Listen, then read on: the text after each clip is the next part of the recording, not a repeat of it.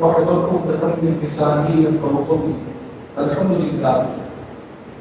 لله رب العالمين والعاقبة للمتقين والصلاة والسلام على أشرف الأنبياء والمرسلين وعلى آله وأصحابه أجمعين. أما بعد فأعوذ بالله من الشيطان الرجيم. بسم الله الرحمن الرحيم. ألا إن أولياء الله لا خوف عليهم ولا هم يحزنون الذين آمنوا وكانوا يتقون لهم البشرى في الحياة الدنيا وفي الآخرة لا تبديل لكلمات الله ذلك هو الفوز العظيم. وقال الله تبارك وتعالى في شأن حبيبه إن الله وملائكته يصلون على النبي يا أيها الذين آمنوا صلوا عليه وسلموا تسليما. اللهم صل وسلم وبارك على سيدنا مولانا محمد وعلى آله وصحبه وعلى آله وصحبه وسلم صلاة وسلام عليك يا سيدي يا رسول الله. وكلكم برسول الله ملتمس ولفظ من البحر وكشف من البر ونزه من شريك في محاسنه وجوه من الحسن فيه والمنفصل ثم الرضا عن ابي بكر وعن علي وعن عثمان بن كرم يا ربي في المصطفى بلغ مقاصدنا واغفر لنا ما مضى يا واسع الكرم ولا يسلم وسلم دائما ابدا على حبيبك خير الخلق كلهم. واہ کیا مرتبہ ہے غوث ہے والا تیرا، واہ کیا مرتبہ ہے غوث ہے والا تیرا، اونچے اونچوں کے سروں سے قدم والا تیرا. نبوی می عربی فصل بطولی گلشن، نبوی می عربی فصل بطولی گلشن، حسنی پھول حسینی ہے مہکنا تیرا.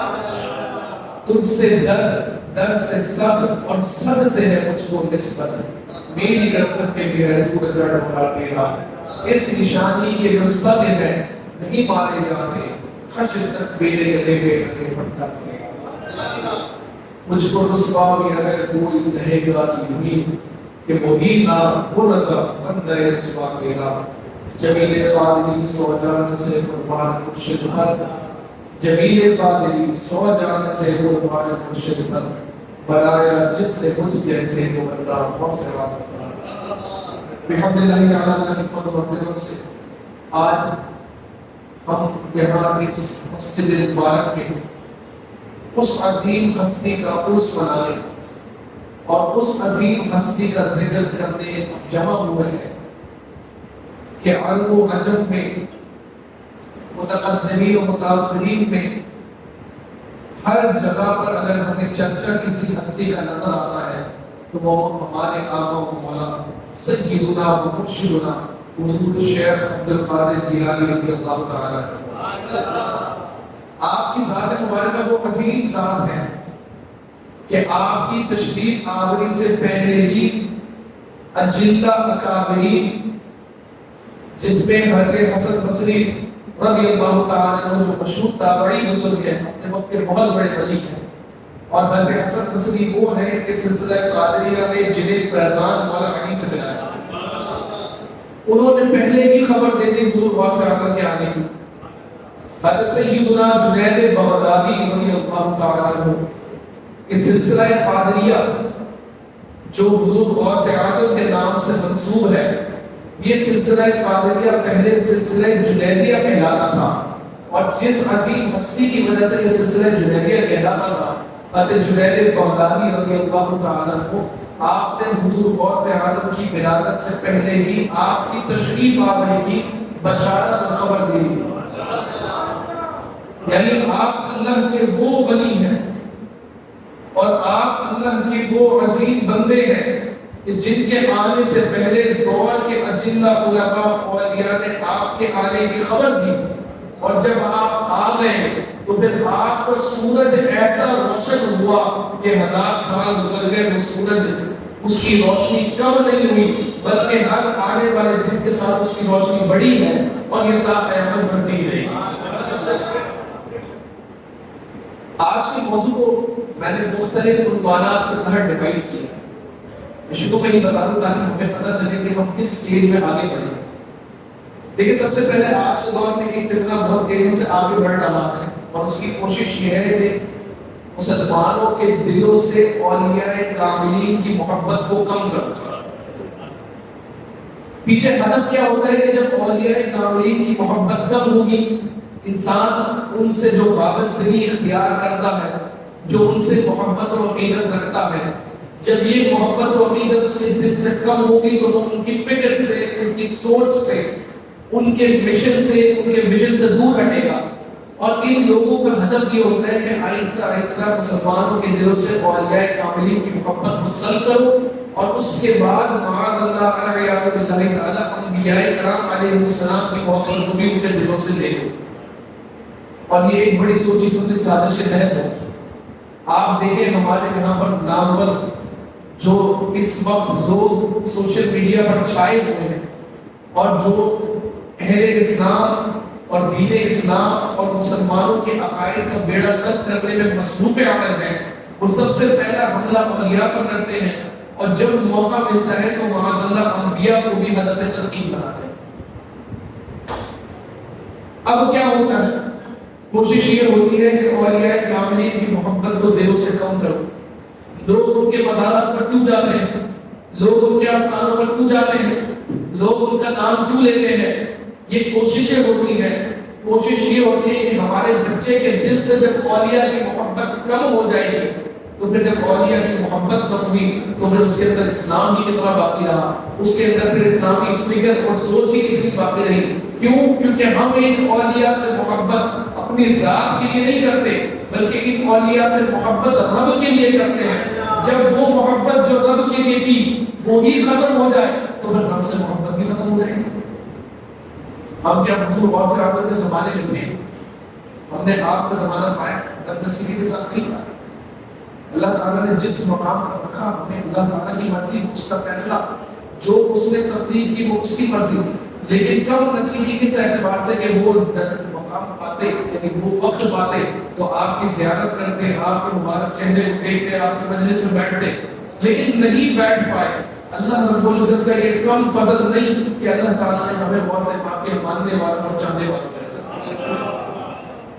یہاں نصیب سے مراد نصیب کو کوسنا نہیں، مراد یہ ہے کہ وہ وقت ملتا تو بہت اعلیٰ ہوتا، اور یہ وقت ان کے غلاموں میں اور اس فہرست میں ملا تو یہ بھی بہت ہی افضل.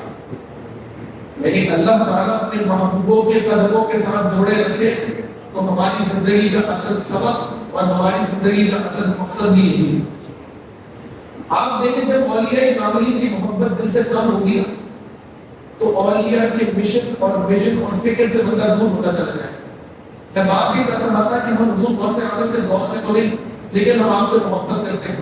ہم داتا صاحب کو تو ہم نے نہیں دیکھا، لیکن داتا صاحب سے ہمیں محبت ہے. حضرت عبداللہ شاہ غازی رحمۃ اللہ تعالی علیہ کو تو 1200 سال ہو گئے، اس سے زیادہ کا عرصہ ہو گیا. ہم نے آپ کی زیارت بھی نہیں کی، لیکن کوشش ہوتی ہے کہ بار بار آپ کے مزار مبارک پر جائیں. اور پھر ہمارے قریب میں اپنے وقت کے اتنے بڑے عالم اور بزرگ قطب عالم شاہ بخاری رحمۃ اللہ تعالی نے آرام فرما رہے ہیں، ہم ان کے مزار پر جاتے ہیں، وہاں اپنی حاجتوں کو لے کر جاتے ہیں، رب سے ان کے مزار کے سائے میں اپنی حاجتوں کو مانگتے ہیں، اس یقین کے ساتھ کہ اللہ تعالیٰ ہماری حاجتوں کو سنے گا.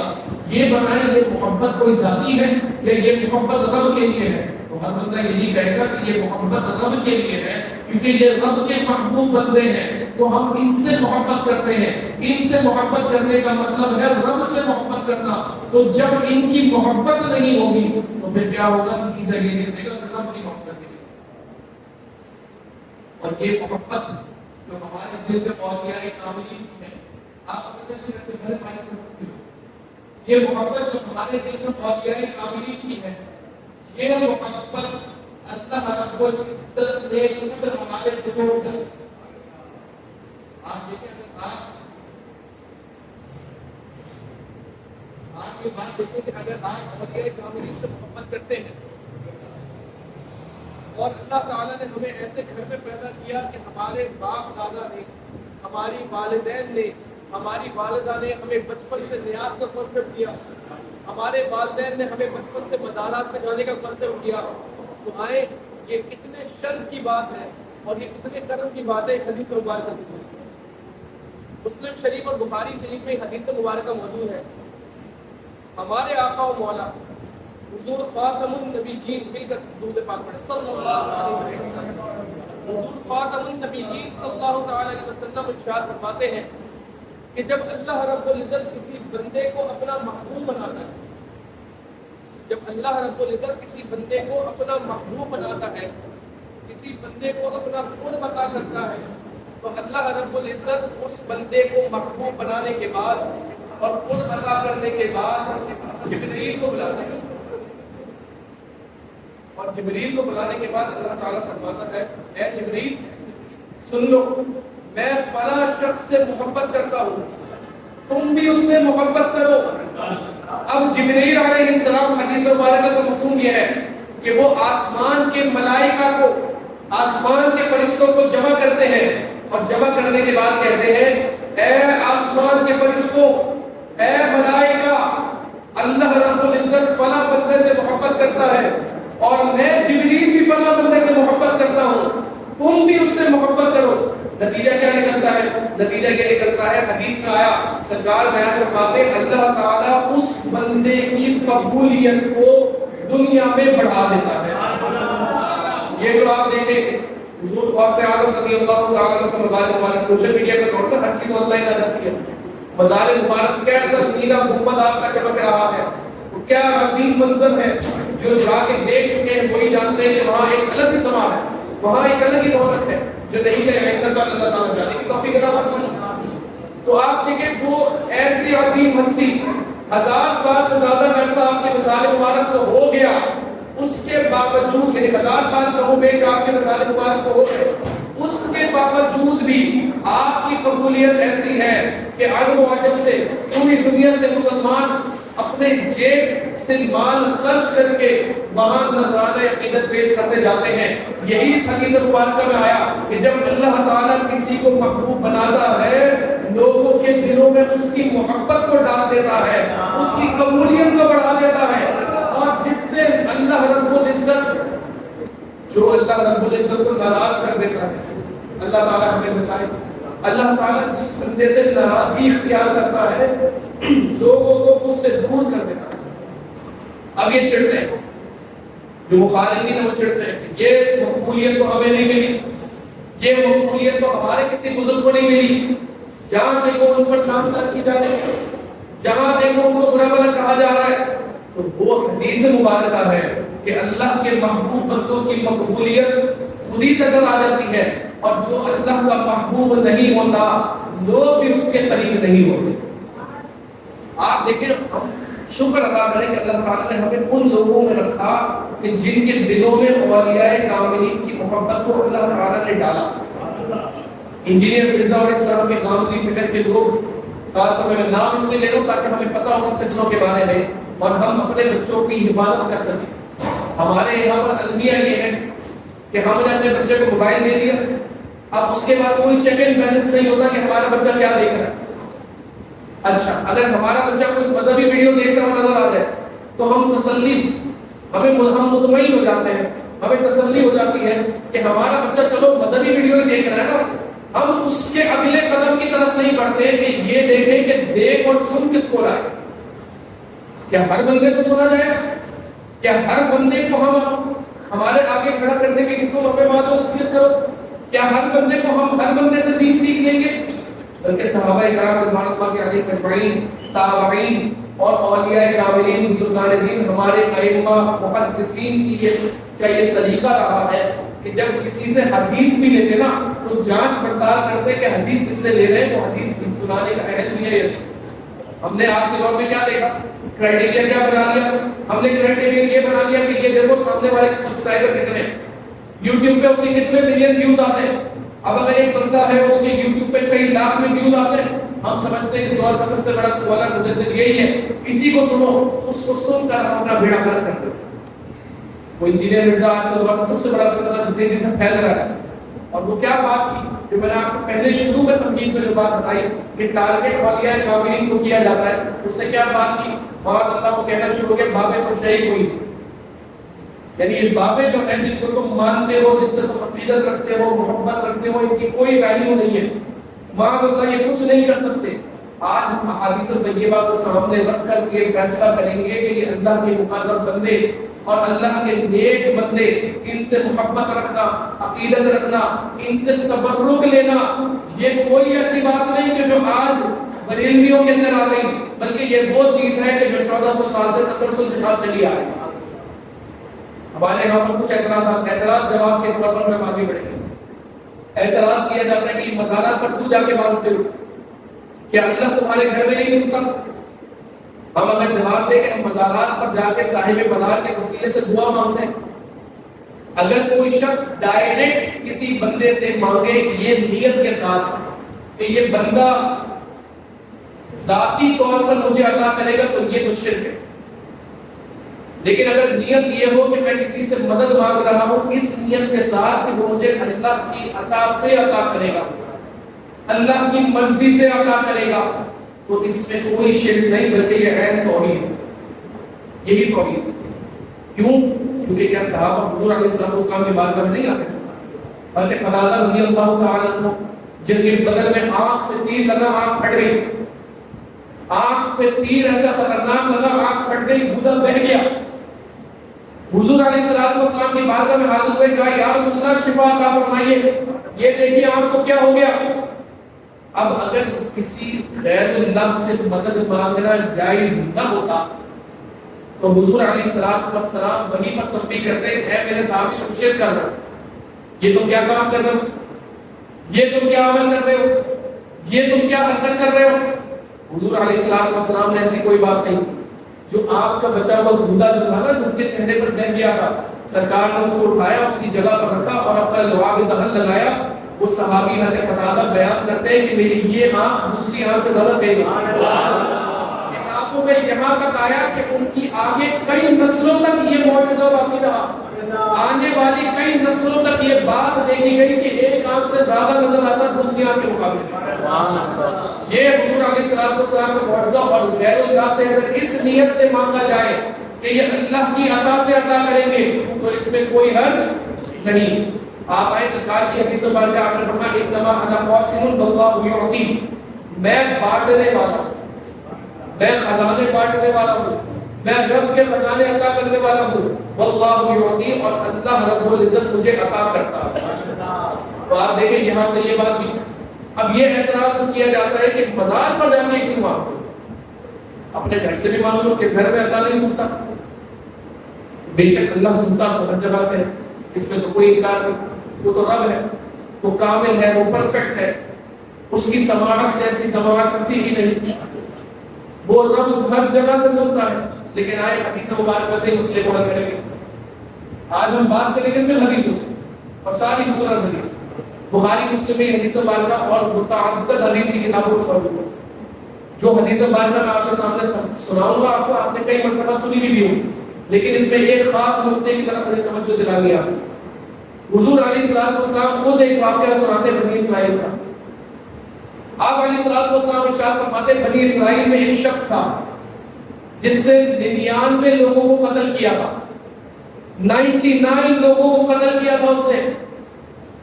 وہ ایک یہودی راہب کے پاس آیا اور اس نے اس یہودی راہب سے سوال کیا۔ راہب کہتے ہیں ان کی جو عبادت، یعنی ان کے جو بڑے امام ہوتے ہیں، جیسے ہمارے یہاں پر امام ہوتے ہیں، بلا تکلیف سے سمجھانے کے حد تک ان کے یہاں پر جو بڑا پادری ہوتا ہے اس کو راہب کہا ہے۔ وہ یہودی راہب کے پاس آیا اور اس نے آ کر پوچھا کہ میں 99 لوگوں کا قتل کر چکا ہوں، 99 لوگوں کو قتل کر چکا ہوں، اور یہ واقعہ خود سرکار سنا رہے ہیں۔ اس لیے آپ سمجھے گا کہ یہ واقعے کی سند پر کوئی بات نہیں، اس واقعے کی سیرت پر کوئی بات نہیں، کیونکہ سنانے والی ذات سرکار کی ذات ہے صلی اللہ علیہ وسلم۔ تو میں 99 لوگوں کو قتل کر چکا ہوں، یہ بتاؤ کہ اللہ مجھے بخشے گا؟ اس یہودی راہب نے کہا نہیں، تم 99 لوگوں کو قتل کر چکے، اللہ تمہیں نہیں بخشے گا۔ تو اس نے اسے بھی قتل کر دیا، 100 پورے کر دیے۔ اب وہ وہاں سے نکلا قتل کی جگہ سے، اور تھوڑے ہی فاصلے پر، مختصر فاصلے پر، تھوڑی سی ہی دوری پر ایک اور شخص کے پاس آیا اور آ کر سوال کیا کہ میں 99 لوگوں کو قتل کر چکا تھا، اور میں نے ایک یہودی راہب سے پوچھا تو اس نے مجھے کہا کہ مجھے نہیں بخشے گا، تو میں اس کا بھی قتل کر کے آ رہا ہوں، تو اب تم مجھے بتاؤ کہ اللہ مجھے بخشے گا؟ اس نے کہا دیکھو اللہ بخشے گا تو صحیح ہوگا، اللہ تو بخشے گا، وہ تو غفور ہے، وہ تو معاف کرنے والا، اللہ تمہیں بخش دے گا، لیکن وہ سامنے ایک اللہ والوں کی بستی ہے، تم وہاں جا کے اللہ کو پکارو، وہاں جا کے ان نیک لوگوں کے ساتھ، اللہ والوں کے ساتھ بیٹھ کر، ان کی صحبت میں بیٹھ کر، ان کے سائے میں بیٹھ کر تم اللہ کو پکارو، اس سے توبہ کرو، استغفار کرو، اللہ تمہیں بخشے گا۔ اب ہوا معاملہ یہ کہ وہ وہاں سے تھوڑا سا کچھ قدم آگے بڑھا اور اس کا انتقال ہو گیا۔ اب یہاں انتقال کے بعد کیا ہوا اس میں تو ہم بات کرتے ہیں، یہ بتائیں کیا اللہ وہاں سے نہیں سن رہا؟ جب اس نے سوال کیا اس بندے سے 100 قتل کرنے کے بعد کہ مجھے اللہ بخشے گا یا نہیں بخشے گا، تو اگر وہ وہاں اللہ سے کھڑے ہو کر توبہ کرتا، استغفار کرتا، اللہ سنتا یا نہیں سنتا؟ بے شک سنتا، اللہ وہاں سے بھی سنتا، لیکن اس کو کیوں کہا کہ وہاں اللہ والوں کی بستی پر جاؤ؟ ہمارے علماء نے یہ بات سمجھائی، اللہ سنتا تو سب جگہ سے ہے، لیکن قبول محبوبوں کی بارگاہ میں کرتا ہے۔ وہ سنتا تو وہاں سے بھی، لیکن قبول وہاں سے نہیں کرتا، قبول ولیوں کے پاس سے کرتا۔ اس لیے اسے کہا کہ ولیوں کے پاس جاؤ، ان پر جو رب کی رحمتیں اور ان پر جو رب کی برکتیں اور ان پر جو رب کی عنایتیں ہو رہی ہیں، ان کے سائے میں بیٹھ کر، ان کے وسیلے سے، ان کے نام سے، ان کی صحبت سے تم مانگو، رب تمہاری توبہ کو بھی قبول کرے گا، رب تمہاری بات کو بھی سنے گا۔ ہم عالم شاہ پہ کیوں جاتے ہیں، عبداللہ شاہ غازی پہ کیوں جاتے ہیں، غوث پاک کے دربار میں کیوں جاتے ہیں؟ کیوں؟ کیونکہ رب ہمارے گھر سے سنتا تو ہے، لیکن قبول محبوبوں کی بارگاہ میں کرتا ہے۔ یہ حدیث مبارکہ بتا رہی ہے، میں نہیں بتا رہا۔ بات تو یہ ہوگی نا توبہ حکومت کو کہنے کی، اور اگر وہ کہہ دیتا کہ یہی توبہ کر دو تو مرنے سے پہلے توبہ ہو جاتی۔ لیکن بات کیا ہے کہ وہاں جاؤ، ولیوں کے پاس جا کر توبہ کرو۔ اب کیا ہوا؟ اس کا انتقال ہوا، ولیوں کی بستی سے وہ بہت دور ہے، اور گناہ کی جگہ جہاں سوا قتل کر کے آئے وہاں سے قریب ہے۔ اس کو لینے کے لیے عذاب کے فرشتے بھی آ گئے اور رحمت کے فرشتے بھی آ گئے۔ یہ متعدد احادیث میں یہ واقعہ کہیں تفصیل کے ساتھ، کہیں اجمالاً یہ واقعہ موجود ہے، میں آپ کو جمع کر کے بتا رہا ہوں۔ رحمت کے فرشتوں نے آ کر کہا کہ عذاب کے فرشتوں سے کہ تم کیوں آئے؟ مکالمہ ہوا ہوگا اس طرح۔ عذاب کے فرشتوں نے کہا 100 قتل کر چکا ہے، اس کی روح کو لے کر آئے، اس پر عذاب ہوگا، 100 لوگوں کو قتل کر چکا ہے۔ رحمت کے فرشتوں نے کہا صبر کرو، 100 لوگوں کو قتل کیا ہے، لیکن توبہ کے لیے اللہ کے بندیوں کے پاس جا بھی ہو رہا تھا، توبہ کی نیت بھی تو سچی نہیں۔ ہمارے علماء نے یہ بات لکھی کہ زبانی توبہ کا صرف ویلیو نہیں رکھتی، بندہ زبان سے توبہ کرتا رہے، دل میں ندامت شرمندگی نہ ہو، توبہ قبول نہیں ہوگی۔ توبہ اصل میں نام ہی ندامت کا ہے، اور ندامت کہتے ہیں قلب کی کیفیت کو، اس حالت کو قلب کی کہ جس میں قلب اللہ کے حضور جھک جائے اور اپنی غلطی کا اعتراف کر لے تو توبہ ہوتی ہے۔ تو رحمت کے فرشتوں نے کہا توبہ کرنے جا تو رہا تھا وہاں اللہ کے ولیوں کے پاس، انہوں نے کہا گیا تو نہیں، کہا جا رہا تھا۔ اب یہ مکالمہ ہو رہا ہے، اللہ تعالیٰ نے ایک تیسرا فرشتہ ان کے درمیان ثالث بنا کر بھیجا۔ اس تیسرے فرشتے کو یہ کہا کہ ان کے درمیان فیصلہ کرو، اور اس فرشتے نے یہ کہا زمین کو ناپو، قیسو، ناپو، اگر گناہ کی جگہ سے قریب ہے، یعنی سبق قتل کر کے آیا ہے تو وہاں سے قریب ہے تو عذاب کے فرشتے لے جائیں، اور اللہ کے ولیوں کی جو بستی ہے، جو رحمت کی جگہ ہے، جو برکت کی جگہ ہے، حدیث کا مفہوم بیان کر رہا ہوں، اگر وہاں سے قریب ہے تو اسے رحمت کے فرشتے لے جائیں۔ ایک بات ہے ناپنے کی کیوں بات ہے؟ اسی وجہ سے نا کہ وہاں اس بستی میں کوئی بات تھی، اس لیے تو وہاں پیمانہ بنایا جا رہا تھا۔ اس بستی کو پیمانہ کیوں بنایا ناپنے کے لیے؟ کیونکہ وہاں اللہ کی رحمتیں برس گئی، وہاں اللہ کے ولی تھے۔ اس حدیث میں کئی سارے باتیں ہیں جو ہمارے سیکھنے کی۔ اب جب ابھی ناپا جاتا، حالت تو یہ تھی، ظاہری صورت تو یہ تھی کہ گناہ کی جگہ سے سمجھے، مثال کرو، سمجھانے کی بات کرو، ایک ہاتھ کے فاصلے پر، اور اللہ کے ولیوں کی جو بستی ہے کئی 100 میل دور ہے، کافی فاصلے پر ہے۔ اللہ تعالیٰ نے وہاں سے زمین کو کم کر دیا، یہاں سے زمین کو بڑھا دیا۔ جب فرشتوں نے ناپا تو ولیوں کی بستی سے قریب نکلا، گناہ کی جگہ سے دور نکلا۔ اب رحمت کے فرشتوں کو اللہ تعالیٰ نے حکم کیا دو اس بندے کی روح کو اور اپنے ساتھ لے گیا۔ سبب کیا بنا؟ ولیوں کا مقام و مرتبہ اور ولیوں کی ذات اور ان ندامت اور شکرگزاری کی جو اس کے اندر کیفیت پیدا ہوئی وہ اس کی بخشش و مغفرت کا سبب ہوتا ہے۔ اب بتائیے اگر ہم ولی کے مزار پر جا کر کسی نیک شخصیت کے بارگاہ میں حاضر ہو کر وہاں اللہ تعالیٰ کو پکارے، کیا رب نہیں سنے گا؟ اگر غوث اعظم کا نام لے، آپ کی جاگے مبارک کا تصور کرے اور آپ کے جاگے مبارک کا تصور کر کے اور وہ نیلے گنبد، وہ عظیم گنبد کا تصور کر کے اگر رب کو پکارے تو کیا وہ رب نہیں سنے گا؟ غوث اعظم تو وہ ہستی ہے کہ آپ اٹھا کے مخالفین کو بھی پڑھیں، آپ مخالفین کو بھی اٹھا کے پڑھیں، آپ غیر مقلدین کو بھی اٹھا کے پڑھیں، آپ دیوبندیوں کو بھی اٹھا کے پڑھیں، ہر کسی نے آپ کی ولایت اور آپ کے مقام و مرتبے کا اعتراف کیا۔ دیوبندیوں نے کے بڑوں نے اپنی کتابوں میں غوث اعظم کو غوث اعظم لکھا ہے۔ آج کے دور میں یہ کہتے ہیں غوث سے اللہ ہے، انہوں نے غوث اعظم لکھا ہے۔ اس کا بھی جواب ہمارے پاس ہے۔ اس کا آسان جواب یہ ہے، سنتے آئے آگے بڑھتے ہیں، فوراً سنیں۔ اللہ رب العزت ہمارا مولا ہے یا نہیں؟ بے شک اللہ ہمارا مولا ہے۔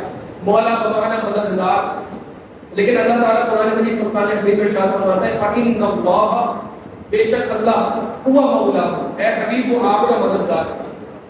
وَجِبْرِیل، اور جبریل بھی آپ کی مددگار ہے۔ وَصَالِحُ الْمُؤْمِنِينَ، اور نیک صالح مسلمان بھی آپ کے مددگار ہیں۔ اب یہ بات بتائیں، خود دل پہ ہاتھ رکھیں اور خود یہ بات ذرا اپنے ذہن کو حاضر کر کے بتائیں، کیا جس معنی میں رب کو مددگار اور مولا مانا جاتا ہے، کیا ہم اسی معنی میں حضور کو، جبریل کو، صالح مومنین کو مددگار مانتے ہیں؟ نہیں، رب تو ذاتی طور پر مولا اور مددگار ہے، یہ رب کی عطا سے مددگار ہے۔ تو رب ہے تو غوث اعظم، لیکن حضور غوث اعظم رب کی عطا سے غوث اعظم، اس معنی میں ہم نہیں لیتے، کیونکہ اگر کوئی اس معنی میں لے گا کہ جس کا رب کی صفات کے ساتھ ملانا ہو تو یہ مشرک ہے اور اس کا انکار ہم کرتے ہیں۔ ہمارے کس بزرگ نے لکھا ہے اپنی کتاب کے اندر؟ اعلیٰ حضرت نے کہاں لکھا ہے؟ کس ہمارے مکتبہ فکر کے بزرگ نے یہ بات کی؟ کسی نے بھی نہیں، سب نے یہ وضاحت کی ہے۔ ہمارے کس بزرگ نے اور کس ہمارے عالم نے کہا ہے کہ مزار پہ جا کے صدقہ کرو؟ ہر کسی نے منع لکھا ہے۔ ہمارے کس عالم نے کہا ہے کہ مزار پہ جا کر طواف کرو، چکر لگاؤ؟ کسی نے نہیں لکھا، سب نے منع لکھا ہے۔ ہمارے بزرگ علماء نے تو یہاں تک لکھا کہ مزار کے آداب یہ ہے کہ صاحب مزار پر حیات ہوتے تو جیسا ادب ان کی ظاہری زندگی میں تھا، مثال کے بعد بھی ویسا ہی ادب ہے۔ اعلیٰ حضرت امام اہل سنت تو یہاں تک لکھا کہ مزار کے آداب میں سے ہے کہ بندہ جو ہے وہ قدمین کی جانب سے داخل ہو اور 4 قدم کے 4 ہاتھ کے فاصلے پر کھڑا ہو، سر جھکا کر نماز فاتحہ پڑھے، دعا کرے، باہر تشریف لے۔ تو ہمارے علماء نے تو ہمیں وضاحت کی ہے، ہمارے علماء نے تو ہمیں آداب سکھائے ہیں۔ یہ لوگ، ان کا مسئلہ یہ ہے، ان مخالفین کا مسئلہ یہ ہے، عقیدہ خود ہی گڑھتے ہیں، سارا مسئلہ یہ خود ہی عقیدہ گڑھ دیتے ہیں اور ہمارے سر پر تھوپ بھی دیتے ہیں کہ تم یہ مانتے ہو، کہتے ہیں ہم نہیں مانتے بھائی۔ اب وہ چشتی رسول اللہ والی بحث جو ہے وہ عرصے دراز سے چل رہی ہے کہ شیخ خواجہ کوئی چشتی اجمیری رحمۃ اللہ تعالی کی کتاب میں چشتی رسول اللہ لکھا ہوا ہے کہ آپ نے کلمہ پڑھایا کہ چشتی رسول اللہ، اور یہ اعتراض مخالفین پر کرتے ہیں کہ کلمہ تو محمد رسول اللہ ہے۔ یہ خواجہ صاحب جو تمہارے اتنے بڑے ولی اور بزرگ ہیں، جن کو تم اتنا اللہ کا نیک بندہ مانتے ہو، یہ لوگوں کو اپنا کلمہ پڑھا رہے ہیں۔ 100 سال سے اوپر ہو گئے۔ اعلیٰ حضرت کی رضویہ شریف اٹھا کے دیکھ لیں، 100 سال ہو گئے نا اعلیٰ حضرت کو بھی، رسالہ مبارک کو رضویہ شریف اٹھا کے دیکھیں، اس میں بھی اعلیٰ حضرت نے یہ مسئلہ لکھا ہے کہ یہ کلمہ درست نہیں، اور خواجہ صاحب ایسا کلمہ نہیں پڑھاتے تھے، یہ بعد میں کسی نے تخلیق کاری کر کے آپ کی کتاب میں شامل کر دیا۔ آپ بتائیں کیا حدیثوں کے اندر نہیں حدیثیں گڑھ دی گئی؟ کیا موضوع اور من گڑھ حدیثیں نہیں آ گئی؟ حدیث کی کتابوں میں بھی بعد میں جانچ پڑتال کی گئی اور اتنی ساری حدیثوں کو الگ کیا گیا، پتہ چلا یہ حدیثیں موضوع ہے۔ موضوع یعنی جھوٹی حدیثیں ہیں۔ جب حدیث کی کتابوں میں اتنا معاملہ ہوا تو کسی ولی کی طرح منسوب کتاب میں ہر قول کو تھوڑی مان دیا جائے گا۔ ہم تصریحات کرتے ہیں، وضاحتیں کرتے ہیں، سمجھاتے ہیں، یہ لوگ عقیدہ بھی خود ہی کرتے ہیں اور ہمارے گلے میں ڈال دیتے ہیں۔ اب آپ دیکھیں یہ بات ایک ولیوں کے حوالے سے بات، اب آپ دیکھ لیں ایک اور حدیث مبارکہ کی طرف۔ حضور علیہ الصلوۃ والسلام کے ساتھ صحابہ سفر کر رہے ہیں اور سرکار دو عالم صلی اللہ تعالی علیہ وسلم ایک مقام پر ہیں جہاں صحابہ نے پڑاؤ ڈالا، وہاں اپنے خیمے وغیرہ لگائے اور ایک کنواں تھا، اس کنویں سے صحابہ نے پانی استعمال کیا، اس پانی سے آٹا گوندھا اور پانی کو استعمال کیا سالن وغیرہ بنانے کے لیے۔ کچھ دیر بعد سرور دو عالم صلی اللہ علیہ وسلم تشریف لائے۔ حضور علیہ السلام نے صحابہ سے پوچھا، اے میرے صحابہ یہ بتاؤ کیا تم نے اس کنویں سے پانی استعمال کیا ہے؟ صحابہ نے کہا یا رسول اللہ ہم نے اسی کنویں سے پانی استعمال کیا ہے۔ کہا کس چیز کے لیے استعمال کیا؟ کہا یا رسول اللہ آٹا گوندھنے کے لیے پانی استعمال کیا اور ہم نے سالن کے لیے پانی کو استعمال کیا۔ سرکار علیہ السلام نے صحابہ سے کہا سارا آٹا ضائع کر دو اور جو پانی تم نے سالن کے لیے استعمال کیا وہ سارا سالن بہا دو، یعنی سارا کھانا جو تم نے بنایا یا بنانے جا رہے تھے اسے ضائع کر دو۔ ہزاروں کا مجمع ہے، کھانا بھی بڑی تعداد میں بن رہا ہے، اور فرمانے والی وہ ہستی ہے کہ جب اپنے حجرے مبارک میں داخل ہوتے ہیں دیکھتے ہیں زمین پر ایک ٹکڑا روٹی کا گرا ہوا ہے، اس کو اٹھا کر صاف کر کے تناول فرماتے ہیں اور ام المؤمنین حضرت عائشہ صدیقہ رضی اللہ تعالی عنہا سے فرماتے ہیں اے عائشہ اکرم الخبز، روٹی کی تعظیم کرو، کہ جس قوم سے چلی جاتی ہے واپس نہیں آتی۔ اسراف سے آپ نے روکا، رزق کو ضائع کرنے سے آپ نے روکا، لیکن یہاں خود حکم دے رہے ہیں کہ وہ سارا پانی جس جگہ پر استعمال ہوا، یعنی آٹے میں استعمال ہوا تو آٹا ضائع کر دو، سالن میں استعمال ہوا تو سالن ضائع کر دو۔ صحابہ تو آپ کے حکم کی تعمیل اور تکمیل کرتے، صحابہ نے سارا ضائع کیا۔ حضور علیہ السلام وہاں سے آگے گئے اور ایک اور کنواں تھا کچھ فاصلے پر۔ اب آپ دیکھیں حضور علیہ السلام دوسرے کنویں کی طرف گئے اور آپ نے صحابہ کو کہا کہ اس کنویں کا پانی استعمال کرو۔ اب اس کنویں کے پانی سے آٹا بھی گوندھو، اس کنویں کے پانی سے سالن بھی بناؤ۔ پانی دونوں کنووں کا برابر ہے، دونوں کنووں کا پانی پاک ہے، طیب ہے، کوئی نجاست نظر نہیں آتی۔ ایسا نہیں کہ اس کنویں میں کوئی نجاست گری ہوئی تھی، کوئی نجاست نہیں گری ہوئی تھی۔ اور صحابہ تو اس چیز کا بہت زیادہ خیال رکھتے ہیں، یعنی پاکی ناپاکی کا خیال صحابہ سے زیادہ کس کو ہو، طہارت کا خیال صحابہ سے زیادہ کس کو ہو۔ صحابہ کی تو عادت مبارکہ ہمیں حدیثوں میں ملتی ہے وہ یہ کہ وضو ٹوٹتا فوراً وضو کرتے تھے۔ ہم پر وضو، ہمارا وضو ٹوٹتا ہے ہم بیٹھے رہتے ہیں، لیٹے رہتے ہیں، گناہ نہیں ہے، اگر نماز کا وقت نہیں نکل رہا تو کوئی حرج نہیں ہے اس کے اندر۔ لیکن صحابہ کی عادت مبارکہ یہ تھی کہ وضو لازم ہوتا فوراً وضو کرتے، غسل فرض ہوتا ایک لمحہ انتظار نہ کرتے، فوراً غسل کرتے، ہر وقت پاکی کی حالت میں رہتے۔ اللہ رب العزت نے اسی لیے تو اللہ رب العزت کی یہ بارے میں یہ بات بیان فرمائی تھی ان اللہ یحب التوابین ویحب المتطہرین، کہ اللہ تعالیٰ بہت زیادہ توبہ کرنے والوں کو پسند فرماتا ہے اور بہت زیادہ پاکی اختیار کرنے والوں کو پسند فرماتا ہے۔ اس پاکی اختیار کرنے والوں کی تشریح میں یہ بات ہے کہ اس سے مراد یہ ہے کہ بندے کو وضو فرض ہو فوراً وضو کرے، انتظار نہ کرے۔ اس کے کئی سارے فوائد، ایک فرشتے نے کیا لکھتے ہیں، بندہ حالت وضو میں رہتا ہے۔ ایک اس کا بڑا فائدہ یہ بندہ گناہوں سے پاک رہتا ہے، کیونکہ گناہ کی طرف خیال جائے گا تو فوراً ذہن میں خیال آئے گا میں وضو سے گناہ کیسے کروں، بندہ گناہوں سے دور ہوتا ہے۔ یہ بہت اچھی اسٹریٹجی ہے۔ اب دونوں کنووں کا پانی پاک ہے، طیب ہے، لیکن معاملہ کیا کہ صحابہ پریشان کہ ایک طرف سارا پانی ضائع کرا دیا اور دوسری طرف کا پانی استعمال کرنے کا کہا۔ بعد میں صحابہ نے سرکار سے سوال کیا یا رسول اللہ کیا وجہ ہے کہ وہ پانی بھی پاک تھا، ہم نے جب استعمال کیا تو آپ نے ضائع کروا دیا؟ تو حضور علیہ السلام کہتے ہیں یہ علاقہ جہاں ہم موجود ہیں یہ قوم سمود کا علاقہ ہے، اور قوم سمود حضرت صالح علیہ السلام کی قوم کا نام تھا۔ اللہ کے نبی گزرے حضرت صالح علیہ السلام، آپ کی قوم کا نام تھا قوم سمود۔ سرکار نے ارشاد فرمایا آپ کے علم کا مقام و مرتبہ دیکھے کیا ہے۔ سرکار علیہ السلام کے علم پر جو اعتراض کرتے ہیں آپ کے علم کا مقام و مرتبہ کیا ہے کہ ایک کنواں جو ایک لوکیشن پر ہے آپ پہچان گئے، آپ کو کہا میرے صحابہ دیکھو جو کنواں پہلا والا تھا نا کہ جس کا پانی تم نے استعمال کیا تو تمہاری بات تو ٹھیک ہے کہ وہ پانی پاک ہے، طیب ہے، لیکن قوم سمود کے کفار اس کنویں سے پانی پیتے تھے۔ کفار کب کئی ہزار سال پہلے کفار اس کنویں سے پانی پیتے تھے۔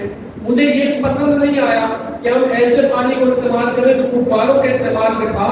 یعنی یہاں بات یہ ہو رہی ہے کہ اگر کسی شے پر کسی ایسے شخص کا ہاتھ لگ جائے تو اس سے یعنی جو اسلام میں داخل نہیں یا بد مذہب ہے یا مسلمان نہیں ہے تو اس کی شے کو پسند نہیں کرنا چاہیے، اس کے آثار کو پسند نہیں کرنا چاہیے۔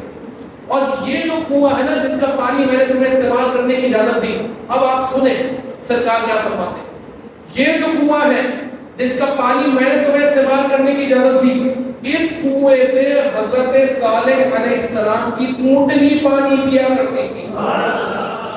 اب وہ اونٹنی بھی کیا تھی؟ وہ آپ کی نبوت کا علامت تھی۔ قرآن اٹھا کے پڑھے، آپ کی قوم نے یہ مطالبہ کیا تھا کہ آپ ہمیں معجزہ دکھائیں کہ وہ پہاڑ شق ہو، پہاڑ بیچ میں سے چاک ہو، اس پہاڑ کے اندر سے ایک اونٹنی نکلے اور وہ اونٹنی حاملہ ہو اور بچہ بھی جنے۔ تو اللہ تعالیٰ نے آپ علیہ السلام کے اس معجزے کا اظہار فرمایا۔ آپ نے جب پہاڑ کی طرف اشارہ کیا، وہ پہاڑ چاک ہوا، وہ ٹوٹا، بیچ میں سے اس میں ایک اونٹنی، پہاڑ کے اندر کوئی جانے کا رستہ نہیں، اس میں سے اونٹنی کہاں سے آئے؟ وہ پہاڑ کے اندر سے ایک اونٹنی آئی باہر، اور وہ اونٹنی بھی ایسی تھی کہ جو حاملہ تھی، بعد میں اس سے بچہ بھی جنا۔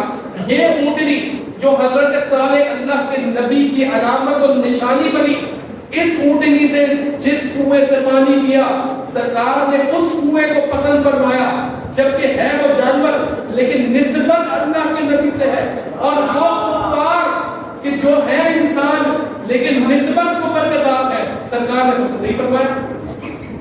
ہمارے علماء نے سبھی سوال کی وضاحت میں یہ بات لکھی کہ سنو، ہمارے علماء نے یہ لکھا، اللہ کے نیک بندوں کے آثار سے تبرک حاصل کرنا اس حدیث سے ثابت ہوتا ہے، برکت حاصل کرنا اس حدیث سے ثابت ہوتا ہے۔ آپ قرآن کی طرف آئیں، مسجد حرام، اللہ تعالیٰ ہم سب کو وہاں کی بار بار بات حاضر نصیب فرمائے، وہ مقدس مقام، مطاف کے اندر ہم جاتے ہیں، خانہ کعبہ ہمارے سامنے ہے، وہ حسین منظر، اللہ رب العزت کو سجدہ کرتے ہیں، اس سجدے کا لطف بھی الگ ہے، وہ سجدے کی کیفیت بھی الگ ہے۔ پوری مسجد حرام برکت والی جگہ، حرمت والی جگہ، برکت والی جگہ، اور وہ ساری کی ساری جگہ ہی نماز کے لیے، ساری کی ساری جگہ ہی برکت والی، وہاں ایک نماز پڑھو 1,00,000 کے برابر ثواب ہے۔ لیکن اللہ رب العزت جب قرآن میں ذکر کرتا ہے تو فرماتا ہے وَاتَّخِذُوا مِن مَّقَامِ إِبْرَاهِيمَ مُصَلًّى، اے محبوب اگر مصلی بنانا ہے نا، اگر نماز کی جگہ بنانا ہے نا، تو خاص طور پہ تعین کر کے جس مقام کا ذکر کیا وہ جگہ ہے جو حضرت ابراہیم علیہ السلام سے منسوب ہے۔ اے حبیب وَاتَّخِذُوا، چمٹ جائیں، پکڑ لیں، من مقام ابراہیم، مقام ابراہیم کو، اور مصلی، اور اسے مصلی بنائیں، وَاتَّخِذُوا مِن مَّقَامِ إِبْرَاهِيمَ مُصَلًّى، اور اسے نماز کی جگہ بنائیں۔ اے اللہ، سارا ہی مسجد حرام نماز کے لیے ہے، اے میرے رب اس ساری ہی جگہ برکت والی ہے، ساری ہی جگہ حرمت والی ہے، مقام ابراہیم کی تخصیص کیوں؟ تخصیص اس لیے کہ وہاں ہمارے محبوب بندے ابراہیم کے قدم لگے۔ آپ دیکھیں یہ ہے اولیاء کاملین اور اللہ کے نیک بندوں سے محبت کی وجہ، کیونکہ اس کا حکم ہمیں اللہ رب العزت نے خود دیا، اور اس کا حکم ہمیں صحابہ سرکار دو عالم صلی اللہ علیہ وسلم کے حدیث سے خود ملا۔ آپ نے، اور سب سے بڑا ولی جو ہے وہ اللہ کا نبی ہوتا ہے۔ ہمارے یہاں پر ولی ایک خاص معنی میں بولا جاتا ہے، لیکن اگر ولی اس معنی میں لیا جائے اللہ کے دوست کے معنی میں اور اللہ کی بارگاہ کے قرب کے معنی میں، سب سے بڑے اولیاء اللہ تعالیٰ کے انبیاء ہیں۔ جب ہم حضور غوث اعظم کو ولیوں کا سردار کہتے ہیں تو ہم اس میں انبیاء کو شامل نہیں کرتے، صحابہ کو شامل نہیں کرتے۔ آپ کے دور میں اور آپ کے دور سے لے کر امام مہدی تک جن جو اولیاء کاملین تشریف لائیں گے، ان تمام کے سردار اور ان تمام کے بادشاہ آپ ہی ہیں، یہ مراد ہوتی ہے۔ یہ مسئلہ سمجھ لیں۔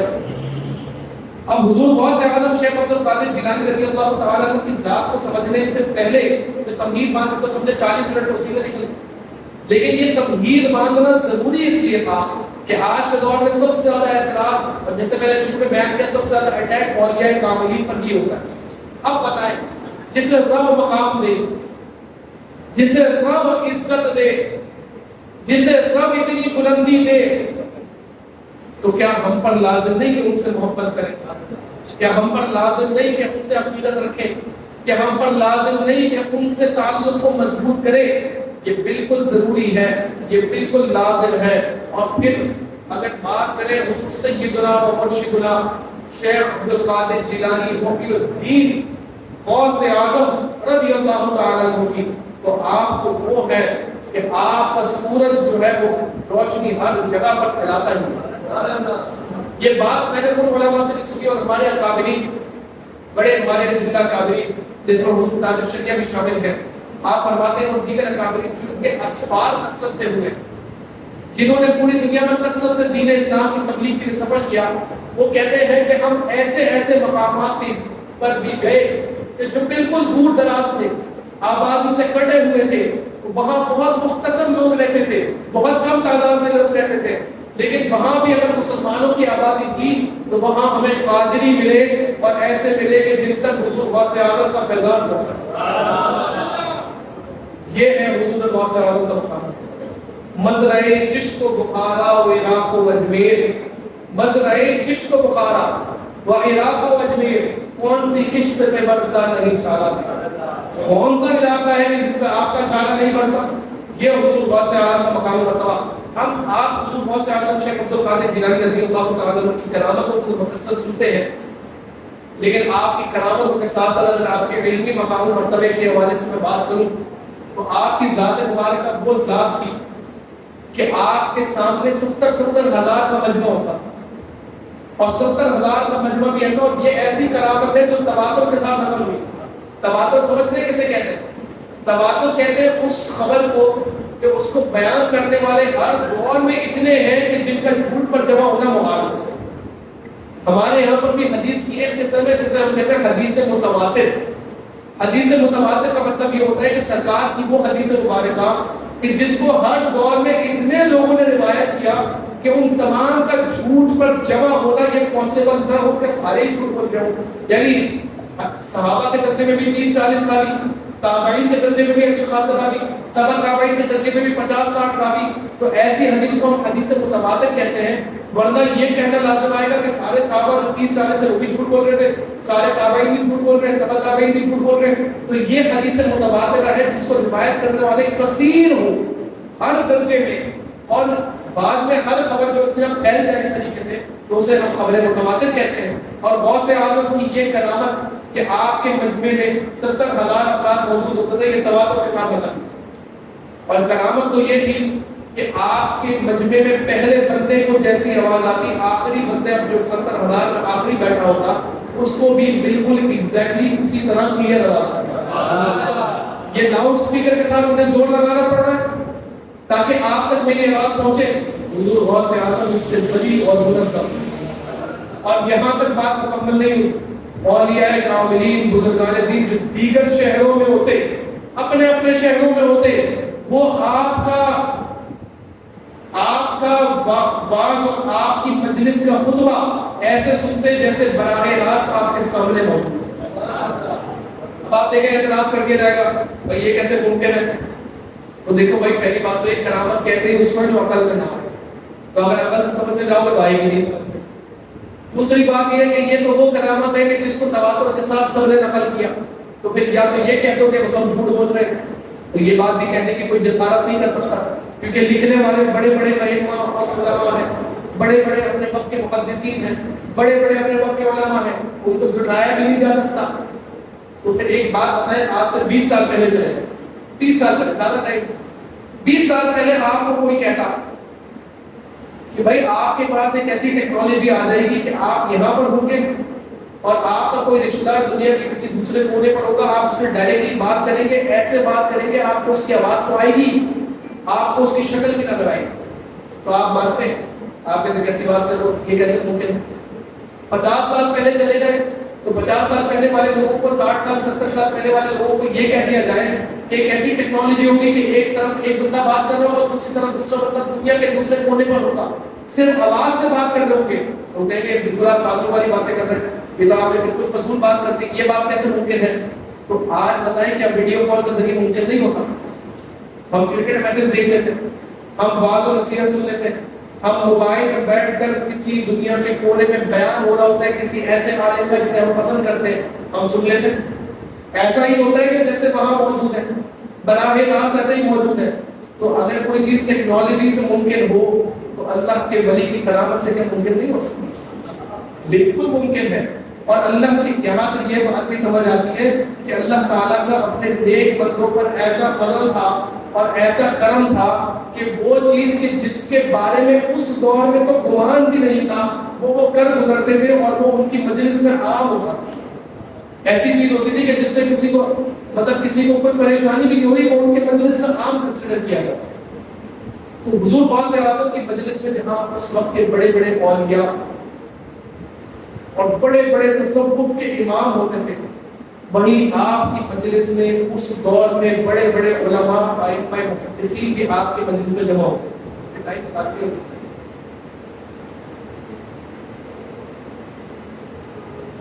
درود پاک ہے. تو آپ کی مجلس میں بڑے بڑے علماء اور اولیاء ائمہ محدثین بھی موجود ہوتے ہیں. اولیاء کاملین کے حوالے سے ہم سنتے رہتے ہیں، دونوں اعتبار سے بات ہے. میں نے کچھ ایسے علماء اور ائمہ کی لسٹ نکالی ہے کہ جنہوں نے حضور غوث اعظم کے دور میں موجود تھے. وہ تھے کہ پورا زمانہ ان کے علم کا اعتراف کرتا تھا، اور جب وہ غوث پاک کے دربار میں پہنچے تو انہیں پتہ چلا کہ علم تو کچھ ملا ہی نہیں، جو علم ہے وہ سارا انہیں کے پاس ہے. ہاں، اس لیے ایک بہت اچھی مثال آپ کے سامنے پیش کروں. حضور پاک اللهم صل وسلم وبارك على سيدنا مولانا محمد وعلى اله وصحبه وعلى اله وصحبه وسلم صلاة وسلاما عليك يا سيدي يا رسول الله. ایک اپنے وقت کے بہت بڑے امام گزرے ہیں، ان کا نام ہے عبد الرحمن ابن جوزی رحمۃ اللہ تعالی. عبد الرحمن ابن جوزی رحمۃ اللہ تعالی اپنے وقت کے بہت بڑے محدث ہیں، اور آپ کے بارے میں یہ بات ملتی ہے کہ علامہ عبد الرحمن ابن جوزی رحمۃ اللہ تعالی علیہ 300 سے زائد کتابوں کے مصنف ہیں. ان کی اٹھان ابن جوزی رحمۃ اللہ تعالی علیہ یہ ہے کہ فرماتے ہیں خود کہ میں نے 300 سے زائد کتابیں لکھی ہیں. آپ بتائیں کتابیں لکھنے کے لیے کتنا علم چاہیے ہوتا ہے، اور پھر اس کے لیے مطالعہ کتنا چاہیے ہوتا ہے. یہ اپنے وقت کے سب سے بڑے امام ہیں علامہ ابن جوزی رحمۃ اللہ تعالی علیہ. ایک دفعہ جب آپ کے پاس حضور غوث اعظم کا تذکرہ پہنچا تو آپ نے دیکھا کہ میں ذرا جا کے دیکھوں یہ شیخ عبد القادر جیلانی کون ہے کہ بغداد میں ہر جگہ ان کا ہی چرچا ہے. تو کہتے ہیں میں غوث اعظم شیخ عبد القادر جیلانی کی مجلس میں اپنے ایک دوست کے ساتھ جا کر بیٹھ گیا، اور میں وہاں پر جو ہے وہ آپ کی مجلس میں جا کر بیٹھا ہوں اپنے ایک دوست کے ساتھ، اور اس نیت سے بیٹھا ہوں کہ میں دیکھوں ان کا علم کتنا ہے. ہر جگہ ان کا شہرا، ہر جگہ ان کا چرچا. کہتے ہیں ایک آیت مبارکہ کی غوث اعظم نے تفسیر بیان کرنا شروع کی تو میں نے اپنے دوست کی طرف، خود ان کے دوست ہیں وہ بھی بہت بڑے عالم ہیں، وقت کے امام ہیں. یہ بات ان لوگوں کی ہو رہی ہے کہ جو خود ایسے ہیں کہ پورا زمانہ ان کی تعریف کرتا تھا. یہ خود ایسے ہیں کہ پورا زمانہ ان کا شاگرد تھا. ابن جوزی رحمۃ اللہ تعالی کے کثیر افراد کے شاگرد تھے. یہ ان کی ابتدائی طالب علم کی دور کی بات نہیں کرتا میں آپ کو، یہ ان کے طالب علم کی دور مکمل کرنے کے بعد، تدریس کو بھی کئی سال تدریس میں گزارنے کے بعد، کئی کتابیں لکھنے کے بعد، جب وہ حضور غوث اعظم کی بارگاہ میں آتے ہیں، اب ان کی بات کر رہا ہوں کہ کیا معاملہ ہوا. تو وہ کہتے ہیں میں اپنے دوست کے ساتھ آیا، ایک آیت مبارکہ کی تفسیر حضور غوث اعظم نے بیان کی تو میں نے اپنے دوست کی طرف سر ہلایا اور میں نے کہا یہ تو سنی ہوئی ہے، یہ تفسیر تو ہم نے پڑھی ہوئی ہے. وہ بہت بڑے عالم تھے نا. تفسیر یعنی یہ وضاحت اور آیت مبارکہ کو دیکھنے کا نظریہ، یہ تو ہمیں پتہ ہے. تفسیر لفظ کی تو مجھے وضاحت آپ کے سامنے نہیں کرنی پڑے گی نا، تھوڑا ساتھ دیں تاکہ میں جلدی جلدی بات آگے بڑھاؤں. اب آپ دیکھیں وہ کہتے ہیں دوسری تفسیر بیان کی تو وہ بھی ہم نے سنی ہوئی تھی، تیسری تفسیر بیان کی تو وہ بھی ہم نے سنی ہوئی تھی، چوتھی تفسیر بیان کی تو وہ بھی ہم نے سنی ہوئی تھی. یہاں تک کہ وہ کہتے ہیں 11 تفاسیر تک تو میں غوث پاک کے ساتھ ساتھ تھا کہ 11 تفاسیر جو غوث اعظم نے بیان کی وہ میں نے سنی ہوئی تھی. خود ان کا مرتبہ میں دیکھیں 11 تفاسیر انہوں نے سنی تھی اور انہوں نے پڑھی ہوئی تھی کو پتا تھا. کہتے ہیں جب غوث پاک نے اس آیت مبارکہ کی 12ویں تفسیر بیان کی تو میں مبہوت ہو کر، حواس باختہ ہو کر اپنے دوست کو دیکھوں، وہ مجھے دیکھے کہ اس آیت مبارکہ کی یہ تفسیر بھی ہے، یہ تو ہماری نظر سے کبھی نہیں گزری. کہتے ہیں 12 پر اکتفا نہیں ہوا، 13ویں تفسیر بیان کی، 14ویں تفسیر بیان کی، 15ویں تفسیر بیان کی. غوث پاک نے اس آیت مبارکہ کی 40 تفاسیر بیان کی.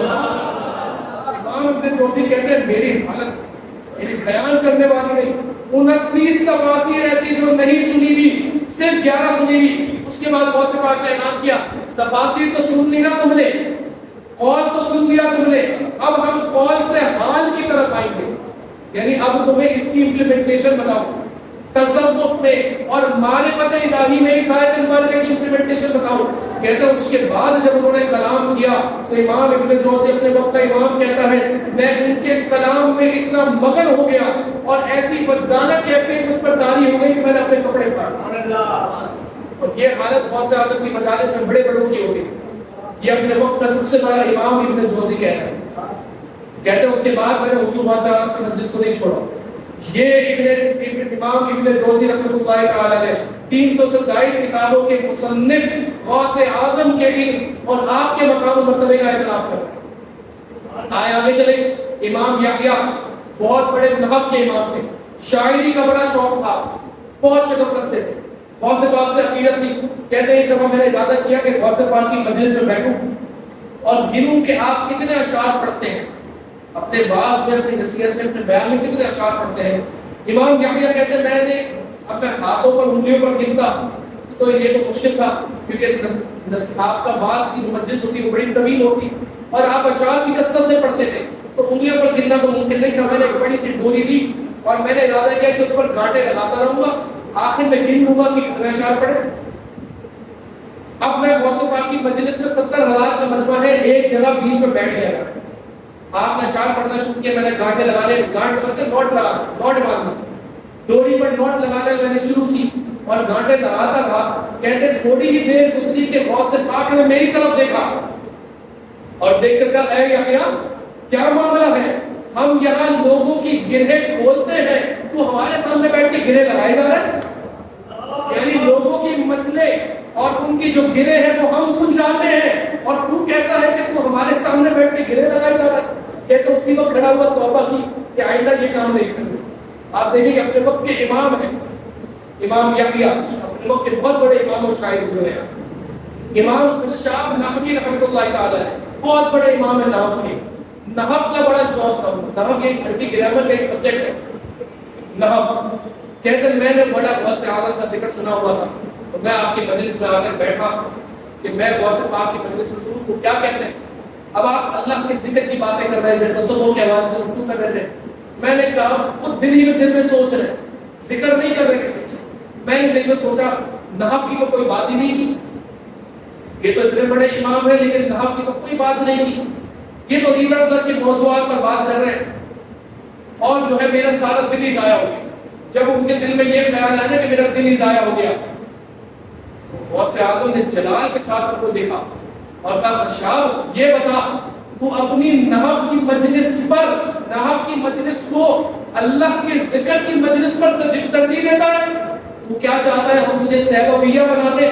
سیبویہ ایک بہت بڑا نحوی گزرا تھا. سمجھے نحو کا ایک بہت بڑا نام جو مشہور زمانہ نام ہے وہ سیبویہ ہے. غوث اعظم کہتے ہیں تو کیا چاہتا ہے تو ہم تجھے سیبویہ بنا دیں تو ہماری مجلس میں بیٹھا رہے. اس دور کا سب سے بڑا امام النحو تو ہی بنے گا. اور پھر وہ کہتے ہیں کہ معاملہ ایسا ہی ہوا جیسا غوث اعظم نے فرمایا تھا. آپ کی مجلس میں بیٹھ کر جو نحو کے راز اور جو نحو کی بند گرے اس پر کھلی بڑی بڑی کتابیں پڑھ لی لیکن وہ مسئلہ حل نہیں ہوا جو غوث پاک کی مجلس سے. سبحان اللہ. یہ میں ذکر ان لوگوں کا کر رہا ہوں جو خالصتاً علم ظاہری پر یعنی ان میں تصوف کے اعتبار سے بات نہیں لیکن ان کی بات کرو اپنے وقت کے اولیاء ہونے کے ساتھ ساتھ ولی ہونے کے ساتھ ساتھ اپنے وقت کے بڑے علماء بھی تھے. اپنے وقت کے بڑے فقہاء بھی تھے. ائمہ محدثین فقہاء کی ایک بڑی جماعت آپ کی مجلس میں ہوتی. ہم نے بہت زیادہ کی کرامت کو تو سنا ہے کرامات کو سنا ہے کرامات حق ہے. میں ایک کرامت میں نے رکھی ہے وہ بھی میں ذکر کروں گا آخر میں کہ ہماری طبیعت اس طرف زیادہ مائل ہوتی ہے تو کرامت بھی ہم بیان کریں گے لیکن علمی اعتبار سے بھی غوث پاک کو سمجھنا ضروری ہے ہمارے. ورنہ ہمارا بعد میں آنے والا بچہ جو ہے اس کے ذہن میں غوث پاک کا کنسیپٹ یہ ہوگا اعوذ باللہ تعالی قیاس کیا کیا جاتا ہے. آج کے یہ ڈبہ پیروں پر قیاس کر دیا جاتا ہے. ہمارے اولیاء اور کاملین کو آج کے ڈبہ پیروں پر قیاس کر دیا جاتا ہے کہ ہمارے جو ولی گزرے ہیں بڑے بڑے اکابرین گزرے ان کے بھی لمبے لمبے بال ہوں گے 3-4 کرتیاں انہوں نے پہنی ہوئی ہوں گی نمازوں کا انہیں کچھ نہیں پتا ہوگا وہ بھی یہی کہتے ہوں گے کہ علماء کی مجلس میں نہیں آؤ یہیں پر آؤ جو ملے گا یہیں ملے گا. یہ بات فضول کی باتیں ہیں. غوث اعظم جہاں اللہ کے بہت بڑے ولی تھے وہیں بہت بڑے عالم بھی تھے وہیں بہت بڑے مولوی بھی تھے. میں غوث اعظم کو تقریر بیان کروں آپ کے سامنے شاید آپ سے اکثر نہ سنا. بہت سے عادت کا روٹین جو آپ کے شاگردوں نے اور آپ کے اولادوں نے بیان کیا، صبح فجر کی نماز سے لے کر ظہر کی نماز تک حضور بہت اعظم شیخ عبد القادر جیلانی اپنے وقت کا غوث امام مہدی کے آنے تک جس کے ٹھپے سے اور جس کی سائن سے ہر ولی بنے گا، وہ بہت اعظم فجر کی نماز سے لے کر ظہر کی نماز تک درس و تدریس کرتا، 13 علوم 13 سبجیکٹس باقاعدہ آپ خود طلباء کو پڑھاتے، اس میں علم کلام ہے، علم تفسیر ہے، علم فقہ ہے اور دیگر علم حدیث ہے. یہ آپ باقاعدہ بطور استاد جو درس نظامی کے سبجیکٹس ہوتے ہیں نا سمجھنے کے لیے عالم کورس جو ہوتا ہے، باقاعدہ اس دور میں آپ مدرسے کے محترم بھی تھے اور عالم کورس پڑھایا کرتے تھے فجر سے لے کر ظہر تک. اس کے بعد کیا آرام کرتے تھے؟ نہیں، ظہر کی نماز کے بعد سے لے کر عصر کی نماز تک قرآن تجوید کے ساتھ پڑھاتے تھے، قرآن تجوید کے ساتھ سکھاتے تھے اور قرات سبعہ جو قرآن پڑھنے کے 7 طریقے ہیں اس پر ماہر تھے آپ. اس کے بعد آرام نہیں، عصر کی نماز سے لے کر مغرب کی نماز تک مریدین سے ملاقات کرتے، ان کے مسائل کو حل کرتے، ان پر توجہ کرتے. مغرب سے لے کر عشاء تک فقہ حنبلی کے مطابق باقاعدہ فتویٰ دیتے تھے. بہت سے عالم اپنے وقت کے مفتی اعظم تھے اور مفتی اعظم ایک علاقے کے نہیں پوری دنیا میں مفتی اعظم آپ تھے. یہ بات پورے علاقے میں مشہور تھی کہ اگر کوئی مسئلہ حل نہ ہوتا ہو، کسی مفتی سے کوئی مسئلہ حل نہ ہوتا ہو، بعض اوقات کی بارگاہ میں مسئلہ بھیجو، آپ وہ مسئلہ حل کریں گے. باقاعدہ فتویٰ دیتے تھے آپ.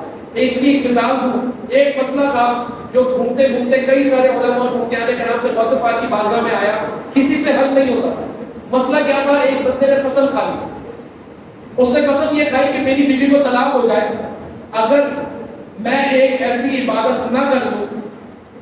اور سنیے، کہتا ہے میری بیوی کو طلاق ہو جائے، ایسی قسمیں نہیں کھانی چاہیے، اس سے بچنا چاہیے، لینے کے دینے پڑ جاتے.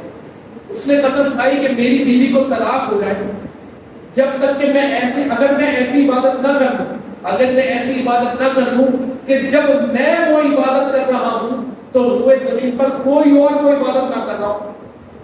اب جس مفتی کے پاس مسئلہ جائے وہ حل نہ کر سکے. نماز بھی کوئی نہ کوئی کبھی نہ کبھی پڑھ رہا ہوگا، روزہ بھی کوئی نہ کوئی رکھ رہا ہوگا، زکات بھی کوئی نہ، یعنی یقین کے ساتھ کیسے پتہ چلے گا؟ اس کو تو وہاں کا پتہ ہے، یقین کے ساتھ کیسے پتہ چلے گا کہ روئے زمین پر کوئی نہ کر رہا ہو. اور اگر اس نے وہ عبادت کی جو کوئی اور کر رہا ہو، قسم تو پوری نہیں ہوئی. اب یہ مسئلہ غوث پاک کی بارگاہ میں آیا. مفتی اعظم عراق، مفتی اعظم بغداد. اب آپ دیکھیں جب یہ آپ کی بارگاہ میں آیا تو آپ نے ایک دفعہ سوال پڑھا اور فوراً بردستہ مسئلہ حل بتا دیا. آپ کہتے ہیں اس بندے کو فوراً مکہ المکرمہ جائے. مکہ جا کے کیا کرے؟ مکہ جائے اور مطاف خالی کروا دیا. جہاں لوگ طواف کرتے ہیں، جس جگہ پر لوگ طواف کرتے ہیں نیچے کا جو حصہ ہے، جو صحن ہے، اسے مطاف کہا جاتا ہے. مطاف کو خالی کروا دیا جائے اور مطاف کو خالی کروانے کے بعد یہ اکیلا بندہ خانہ کعبہ کا طواف کرے تو یہ بات کنفرم ہوگی کہ جب یہ عبادت، کیونکہ خانہ کعبہ کا طواف عبادت ہے، جب یہ پرٹیکولر عبادت کر رہا ہوگا تو روئے زمین پر کوئی اور نہیں کر رہا ہوگا، کیونکہ اور کہیں طواف ہوتا نہیں، طواف صرف خانہ کعبہ کے پاس ہوتا ہے. جب یہ طواف کر لے گا قسم بھی پوری ہو جائے گی، اس کی بیوی کو طلاق بھی نہیں ہوگی. یہ مسئلہ بہت عالم بیان کرتے. اب آپ دیکھیں یہ ہو گئی علم ظاہری کی بات. اگر ان علماء اور اکابرین کی طرف آئیں جن کا طریقت میں بڑا نام تھا تو آپ قادری سلسلے کو تو بہت اعظم کا فیضان ملا ہی، قادری کر قادریوں میں اٹھا قدر عبد القادر قدرت ماں کی واسطے آمین. لیکن سلسلہ چشتیہ اٹھائیں تو بہت اعظم کا فیضان نظر آئے گا. سلسلہ سہروردیہ اٹھائیں تو بہت اعظم کا فیضان نظر آئے گا. سلسلہ نقشبندیہ اٹھائیں تو بہت اعظم کا فیضان نظر آئے گا. بہت سے اعظم نے اللہ رب العزت کی اجازت سے اعلان کیا قدمی ہادی علی رقبۃ کل ولی اللہ، میرا قدم ہر ولی کی گردن پر ہے. تمام اولیاء نے اپنی گردن کو جھکایا اور آپ کے قدم کو اپنی گردن پر مانا. ان کی ولایت کی بقا کے لیے یہ ضروری تھا.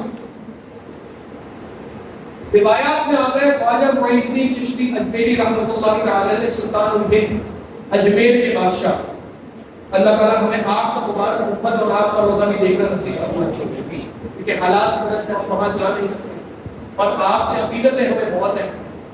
اللہ کرے یہ راہیں ہموار ہمارے انڈیا کے مسلمان بھائی دادا صاحب کے مزار پر آئے ہم وہاں پر خواجہ صاحب کی مدار پر جائیں، اعلیٰ حضرت کے پاس جائیں، خواجہ بختیار کاکی رحمۃ اللہ تعالی علیہ کے پاس جائیں، دہلی میں جائیں، خواجہ جو دیگر اکابرین ہیں ہمارے نظام الدین والی رحمۃ اللہ تعالی ان کے پاس جائیں، دعا کریں کہ اللہ کبھی ہمارے لیے کھول دے، یہ اپنا سلسلہ بن جائے، ہمیں وہاں جانے کا موقع ملے۔ یہ وہ مقامات ہیں، وہ اکابرین ہیں، وہ اولیاء ہیں کہ ہم نے نہ دیکھا، نہ ان کے روضے کو دیکھا نہ جا سکے، لیکن محبت میں دل آج بھی ان کے لیے بھڑکتا رہتا ہے۔ آپ دیکھیں، یہی میں آپ کو بتا دوں، یہی کامیابی کی علامت، اہل سنت کی کامیابی کی علامت یہی ہمارے لیے قیامت میں شفاعت کا ذریعہ بنے گا۔ اور کیوں بنے گا اس پر میں احترام کروں گا، اور اس پر میں اکتفا کروں گا۔ مختصراً بات جلدی ختم کرتے ہیں۔ خواجہ معین الدین میری رحمۃ اللہ علیہ خراسان میں آپ ایک کوہ کے اندر، آپ جو ہے وہ ایک پہاڑ کے پاس اللہ رب العزت کی عبادت و ریاضت کر رہے تھے، اکیلے تھے۔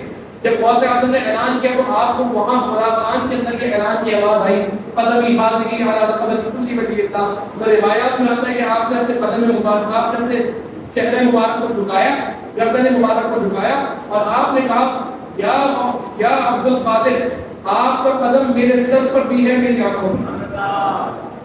خواجہ بہاؤالدین نقشبند رحمۃ اللہ تعالی کے بارے میں بات کریں تو آپ نے حضور غوث اعظم کی شان میں کئی سارے مسائل تھے، آپ نے غوث اعظم کی شان جگہ جگہ پر بیان کی۔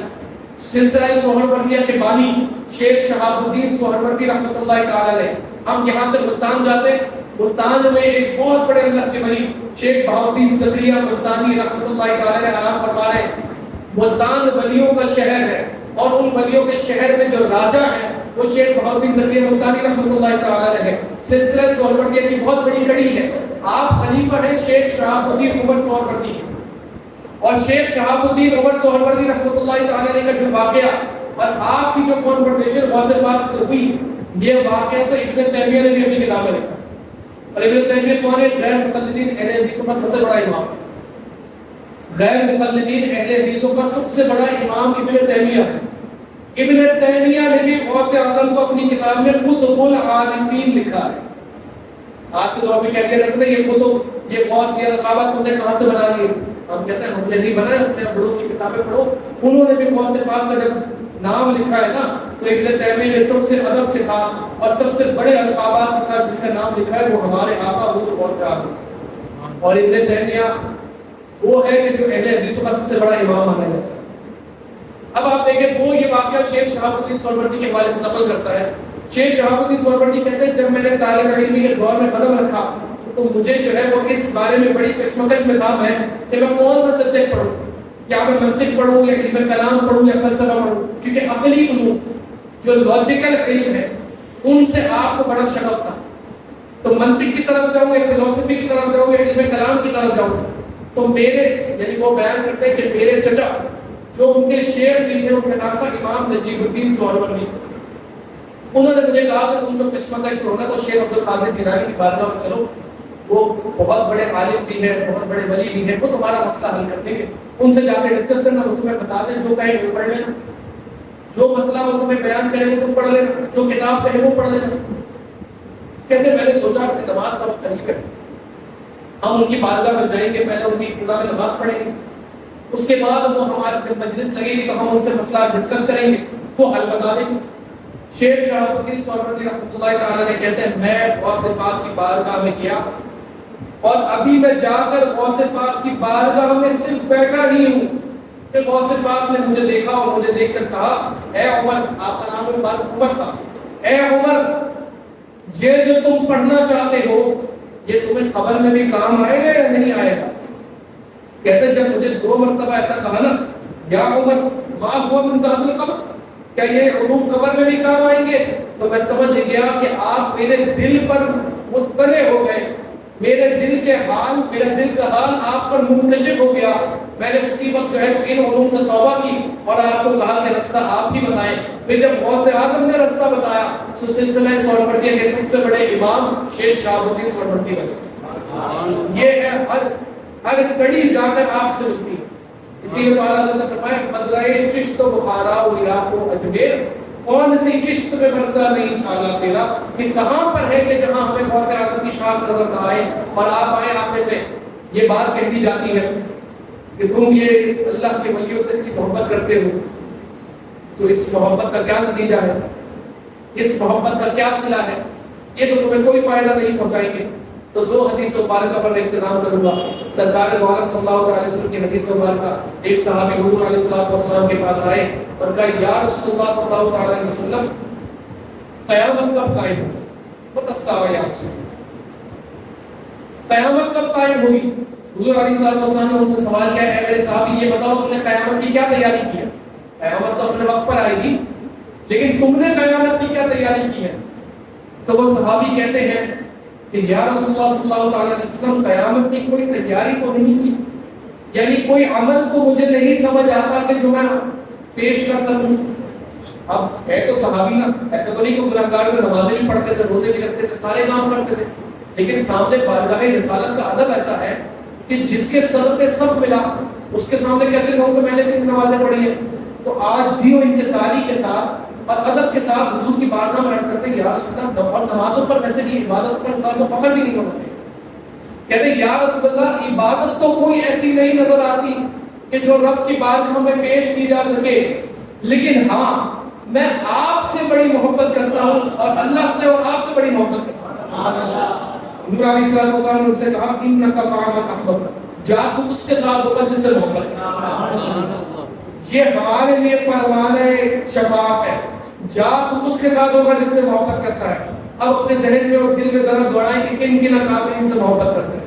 اب وہاں حدیث تو مکمل نہیں ہوئی۔ حضرت انس بن مالک رضی اللہ تعالیٰ عنہ اس حدیث کے راوی ہیں، جلیل القدر صحابی، حضور علیہ السلام کے ساتھ بڑا عرصہ گزارا اور بچپن سے ہی حضور کے پاس آ گئے تھے۔ کہتے ہیں میں نے حضور کے کئی سارے فرامین سن رکھے تھے، کئی حدیثوں کے راوی ہیں آپ، میں نے حضور کے کئی سارے فرامین سن رکھے تھے، لیکن جتنی محبت اس فرمان پر ہوئی اس سے زیادہ کسی فرمان پر نہیں ہوئی تھی۔ کہتے ہیں میں فوراً حضور کی بارگاہ میں آیا اور میں نے کہا یا رسول اللہ حدیث کا مفہوم سمجھا رہا ہوں، یا رسول اللہ کیا ایسا ہی ہے، ایسا ہی ہے کہ آدمی اس کے ساتھ ہوگا جس سے محبت کرتا ہوگا؟ حضور نے کہا ایسا ہی ہے کہ آدمی اس کے ساتھ ہوگا جس سے محبت کرتا ہوگا۔ کہتے ہیں میں نے کہا یا رسول اللہ گواہ ہو جائیے، میں آپ سے، ابو بکر سے، عمر سے بڑی محبت کرتا ہوں، جانتا ہوں میرے اعمال آپ جیسے اعمال نہیں، لیکن آپ کے اس فرمان پر یقین کامل ایسا ہے کہ مجھے یقین ہو گیا ہے کہ کل قیامت میں آپ کے ساتھ، ابو بکر کے ساتھ اور عمر کے ساتھ ہوگا۔ سبحان اللہ۔ ہم حضور سے محبت کرتے ہیں، حضور کے صحابہ سے محبت کرتے ہیں، اہل بیت اطہار سے محبت کرتے ہیں، سیدنا امام مولا علی کرم اللہ تعالیٰ عنہ کی تمام اولاد امجاد سے محبت کرتے ہیں۔ ہمارے آقا حضور سیدنا غوث عالم شیخ عبد القادر جیلانی کہ جن کا عرس ہے اس سے محبت کرتے ہیں، اور کیوں نہیں محبت کرتے؟ آج بھر کی بے پورا دن گزار کر پھر یہاں موجود ہے، غوث پاک کا ذکر کر رہے ہیں، پھر کل صبح کام پر جانا ہے، لیکن تھکن نہیں ہو رہی۔ بات یہ ہے کہ ذکر غوث پاک کا ہوتا رہے، پوری رات ہم سنتے رہیں، اور غوث پاک کا ذکر ہمارے دل کے پیر کو صاف کرتا رہے۔ جب ہم اتنے اکابرین سے، اتنے علماء سے، اتنے اولیاء سے محبت کرتے ہیں، خواجہ صاحب سے محبت کرتے ہیں، عالم شاہ سے محبت کرتے ہیں، عبداللہ شاہ غازی رحمۃ اللہ تعالی علیہ، دولہ شاہ سلطانی رحمۃ اللہ تعالی علیہ، ان تمام بزرگان دین سے جب محبت کرتے ہیں تو اللہ کی رحمت سے یقین بھی ہے کہ ہم بھلے ناکارہ ہو، بھلے نکمے ہو، بھلے گناہگار ہو، لیکن غدار نہیں ہے، اللہ کے نیک بندوں کے غدار نہیں ہے۔ اللہ تعالیٰ ہمارے گناہوں پر پردہ رکھے، ہمیں ان کے صدقے جنت میں بھیجے۔ اور حضور علیہ السلام کے ایک اور حدیث مبارکہ ہے کہ بروز قیامت اللہ تعالیٰ کی بارگاہ میں کچھ لوگ آئیں گے اور وہ اللہ تعالیٰ کی بارگاہ میں جھگڑا کریں گے۔ حدیث کا لفظ ہے مجادلہ، جھگڑا۔ اب جھگڑے سے مراد وہ والا جھگڑا نہ لیا جائے جو میں اور آپ کرتے ہیں، مراد یہ ہے کہ وہ رب کی بارگاہ میں ناز کریں گے، لاڑ کریں گے، اور یہ کریں گے کیوں؟ کیونکہ رب نے عطا کرے گا نا یہ موقع۔ وہ کہتے ہیں آپ یہ کیسے کہہ سکتے ہیں کہ رب کی بارگاہ میں کون کہہ سکتا ہے؟ وہ تو رب ہے، وہ تو قادر مطلق ہے، اس کی بارگاہ میں کون کچھ کہہ سکتا ہے؟ ہم کہتے ہیں بالکل وہ قادر مطلق ہے، وہ ہی فیصلہ کرنے والا ہے، لیکن رب ہی تو ان محبوبوں کو موقع دے گا کہ اے میرے محبوب بندو کیا چاہتے ہو؟ وہ رب کی بارگاہ میں آئیں گے اور آ کر کہیں گے اے ہمارے رب، کانوا یصلون معنا ویحجون معنا ویصومون معنا، ہمارے کچھ بھائی تھے، کانوا یصلون معنا، وہ ہمارے ساتھ نمازیں پڑھتے تھے، ویصومون معنا، ہمارے ساتھ روزے رکھتے تھے، ویحجون معنا، ہمارے ساتھ حج کرتے تھے، او کما قال علیہ الصلوۃ والسلام، مراد یہ کہ ہمارے بھائی تھے، دینی بھائی تھے، ہم سے محبت کرتے تھے، ہم سے عقیدت رکھتے تھے، ہمارے ساتھ جڑتے تھے، ہمارے ساتھ بیٹھتے تھے، ہمارے پاس آتے تھے، ہماری بارگاہ میں حاضری دیا کرتے تھے، وہ ہمیں نظر نہیں آ رہے، یا اللہ تو نے انہیں جہنم میں ڈال دیا ہے ان کے گناہوں کے سبب، تو اب کیا ہوگا؟ جو یہ کہتے ہیں نا کہ اولیاء کوئی مدد نہیں کر سکتے، وہ ہوگا یہ حدیث تو بڑی طویل ہے اور لطف والی حدیث ہے، لیکن وقت مختصر ہے تو میں آگے بڑھتا ہوں۔ ہوگا یہ رب ان سے کہے گا اذهبوا، جاؤ تم سب کے سب کے سب جاؤ، فاخرجوا، اور نکال لو، من عرفتم منهم، جس کو جانتے ہو نا اسے نکال لو جہنم سے۔ آج جہنم سے ان کے نکلنے کی سند تمہارا دیکھنا بنے گا، جس کو دیکھ بھی لو گے اسے بھی جہنم سے نکال دیا جائے گا۔